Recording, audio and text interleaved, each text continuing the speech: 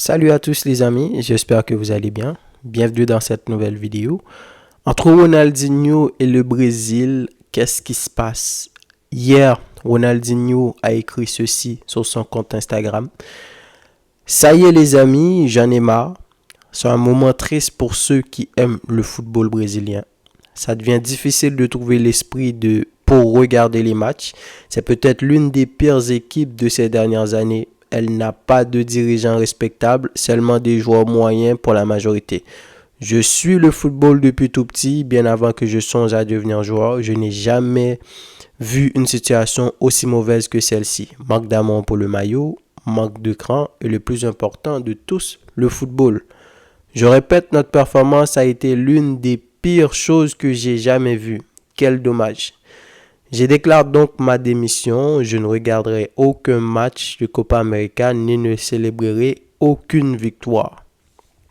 Alors, ma première réaction après avoir lu ce message, c'était Ronaldinho n'a pas forcément tort. Il dit peut-être tout haut que ce que pensent tout bas beaucoup de gens, surtout les supporters du Brésil, parce que je pense si tu es supporter du Brésil et surtout si tu as pu voir, si du moins si tu as eu la chance de regarder le Brésil ces dernières années, surtout si tu as connu la grande époque avec des Romario, des Bebeto, toutes ces légendes-là, faut pas oublier que le Brésil c'est des Pelé et des Rivaldo, des Romario, des Ronaldo, etc. Donc certainement que tu n'es pas content avec ce qui se passe ces derniers temps, surtout le match que j'ai vu contre les États-Unis dernièrement, le dernier match de la Copa América, de préparation pour aller jouer la Copa América, j'en ai fait une vidéo où je disais que selon moi, c'était peut-être pas la meilleure équipe à choisir pour le Brésil. Dans ce contexte-là, le Brésil avait besoin de se mettre en confiance. C'est une nouvelle équipe, un nouveau coach, plein de nouveaux joueurs qui viennent d'arriver. Donc, en attendant de jouer une compétition, il ne fallait pas jouer les États-Unis, qui est l'une des meilleures équipes en ce moment en Amérique du Nord. Et en plus, c'est eux qui vont accueillir la Copa América. Ils vont être dans la Copa América. Il fallait plutôt choisir une petite équipe. Et la preuve, cette performance qu'a donné le Brésil, c'était assez compliqué. Mais je me suis dit aussi que est-ce que c'était bienvenu de la part de Ronaldinho? Parce que Ronaldinho, c'est une légende. C'est une légende.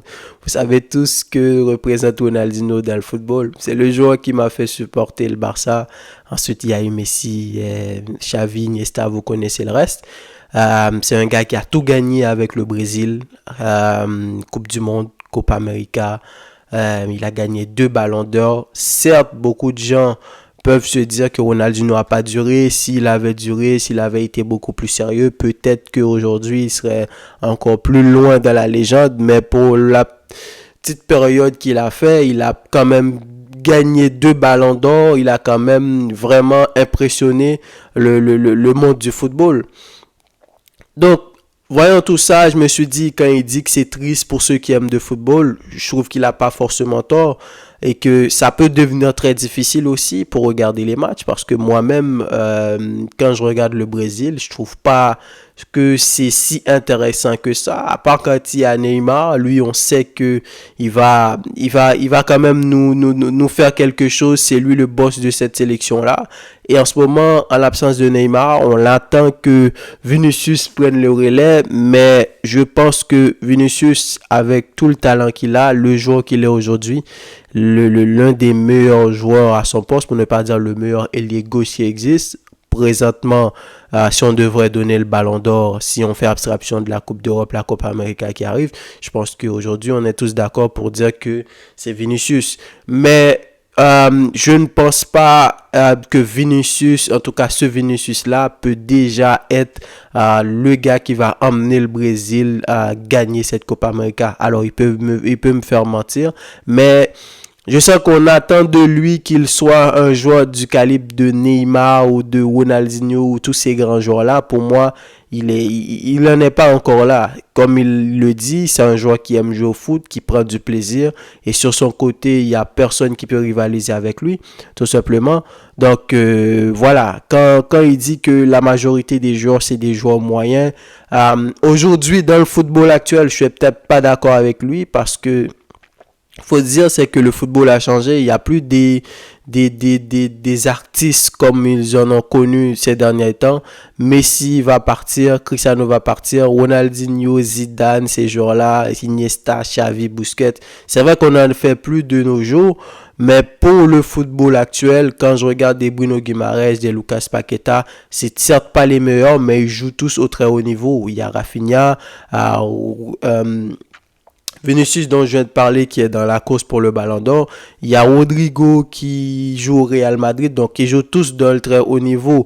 Quand il dit pas assez de caractère ou comment il a dit ça, c'est peut-être c'est peut-être l'une des pires équipes de ces dernières années. Elle n'a pas assez de dirigeants respectables.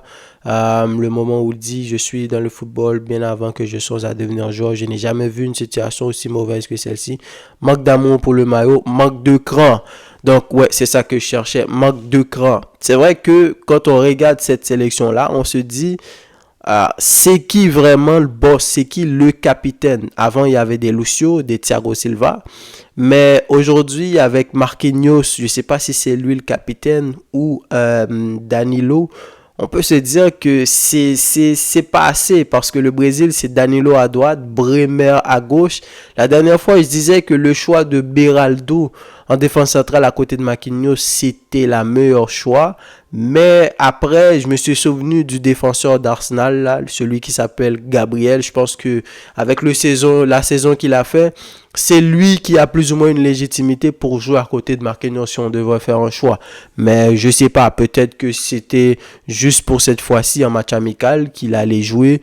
Mais voilà. Donc, mais ça, quand tu regardes tout ça, dans les grandes lignes, il n'a pas forcément tort.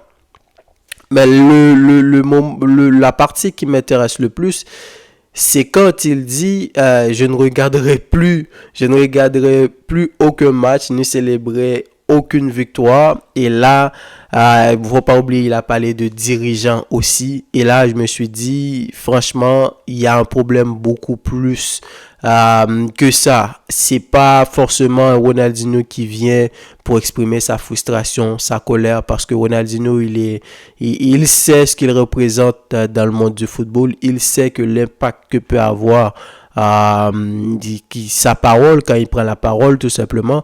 Donc beaucoup de joueurs dans cette sélection brésilienne, je pense que il y en a beaucoup. Ronaldinho est peut-être un idole pour eux parce que Rafinha, Rodrigo, Vinicius, tous ces jeunes joueurs-là, ils ont sûrement grandi en regardant jouer Ronaldinho à la télévision.